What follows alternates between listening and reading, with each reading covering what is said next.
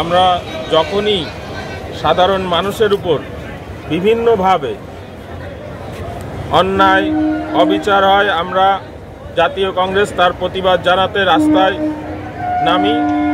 আজও আপনারা জানেন, গতকাল রেলের চরম অবস্থার কারণে 18 জন মানুষের প্রাণ গেল।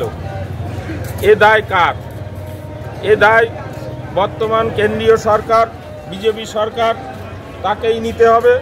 এবং আমরা জাতীয় কংগ্রেসের পক্ষ থেকে বর্তমান যিনি রেলমন্ত্রী আছেন অশ্বিনী বৈষ্ণব, তার পদত্যাগ দাবি করছি।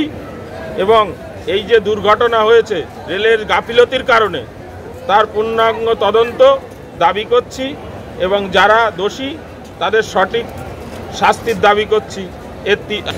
সারা ভারতবর্ষ জুড়ে এই মোদিজির আমলে যে হারে ট্রেন দুর্ঘটনা হচ্ছে একের পর এক, এটা অতীতে আমরা কোনোদিন দেখিনি।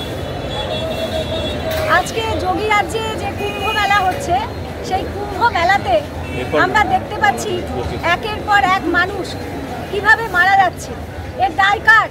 এর দায় যোগী আদিত্যনাথের। উনি ঠিকভাবে মানুষকে সহযোগিতা করতে পারছেন না এবং মানুষকে সঠিক সুরক্ষা দিতে পারছে না। সেই কারণবশত ইমিডিয়েটলি আমরা উত্তরপ্রদেশের মুখ্যমন্ত্রী যোগী আদিত্যনাথের পদত্যাগ দাবি করছি এবং এর সাথে আমরা রেলমন্ত্রী অশ্বিনী বৈষ্ণবেরও পদত্যাগ দাবি করছি।